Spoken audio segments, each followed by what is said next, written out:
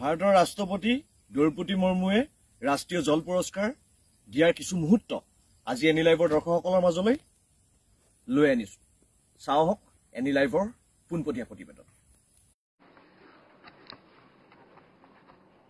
इस समारोह में उपस्थित केंद्रीय जल शक्ति मंत्री श्री CR पटेल जी, जल शक्ति राज्य मंत्री श्री B सोमन्ना जी और श्री राजभूषण चौधरी जी, वरिष्ठ अधिकारीगण, अतिथिगण, देवियों और स्वजन, आप सभी के बीच आकर मुझे अत्यंत प्रसन्नता हो रही है। विभिन्न वर्गों में आज राष्ट्रीय जल पुरस्कार प्राप्त करने वाले सभी विजेताओं को मैं हार्दिक बधाई देती हूँ। विभिन्न श्रेणियों में प्रथम पुरस्कार प्राप्त करने वाले सभी हिताधिकारियों को मैं विशेष बधाई देती हूँ। मैं आशा करती हूँ कि इस समारोह के माध्यम से विजेताओं की बेस्ट प्रैक्टिसेस अधिक से अधिक लोगों तक पहुंचेगी। इससे जल संसाधनों के उचित प्रबंधन तथा सक्षम उपयोग को बढ़ावा मिलेगी। हमारे संविधान में दिए गए कार्य विभाजन के आधार पर जल राज्य सूची का विषय है। इसलिए जल संसाधनों के संवर्धन, संरक्षण और कुशल प्रबंधन में राज्य सरकारों की भूमिका अत्यंत महत्वपूर्ण है।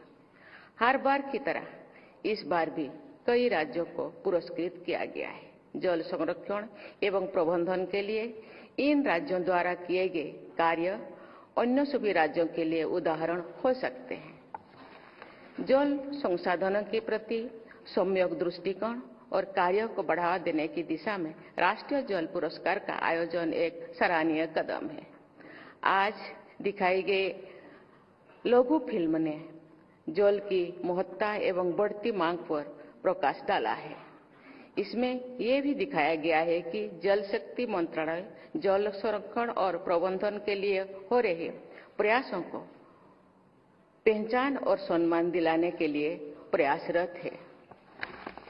इस समारोह के सफल आयोजन तथा जल संरक्षण को बढ़ावा देने हेतु जल संसाधन मंत्रालय द्वारा किए जा रहे कार्य के लिए मैं श्री CR पटेल जी एवं उनकी पूरी टीम को बहुत बहुत बधाई देती हूँ।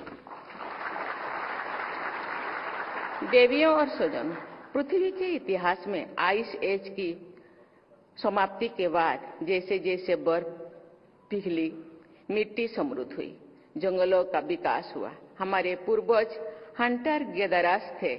वे जल स्रोत को खोजते हुए जीवन यापन करते थे। एग्रीकल्चरल रिवॉल्यूशन के बाद से मानव के एक स्थान पर स्थिरता को अपनाना शुरू किया।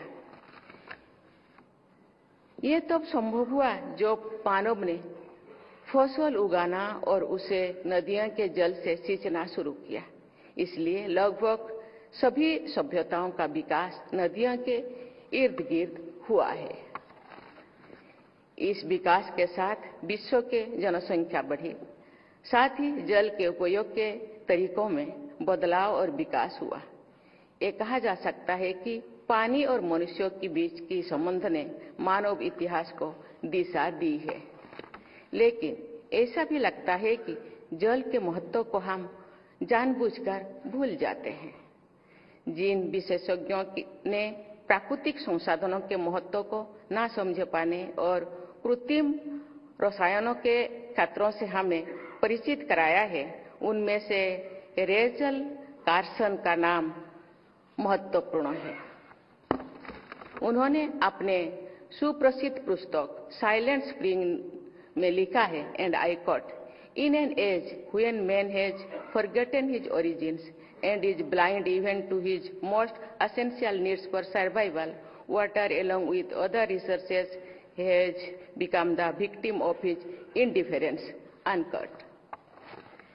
ये सर्वविदित होने के बाद भी कि पृथ्वी पर मीठी पानी के संसाधन सीमित मात्रा में उपलब्ध है, हम जल संरक्षण और प्रबंधन की उपेक्षा कर देते हैं।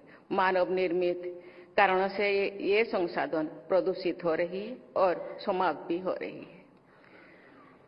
भूमिगत जल न केवल प्रदूषित हुआ है, उसका पुनर्निर्भरण भी नहीं हो पा रहा है। ये अत्यंत चिंताजनक है। देवियों और स्वजनों খবর মানে এনি লাইভ 24/7 আৰু এনি লাইভ ডিজিটেল যিকোনো খবৰৰ বাবে যোগাযোগ কৰক 9387734920 আমাৰ এই নম্বৰত।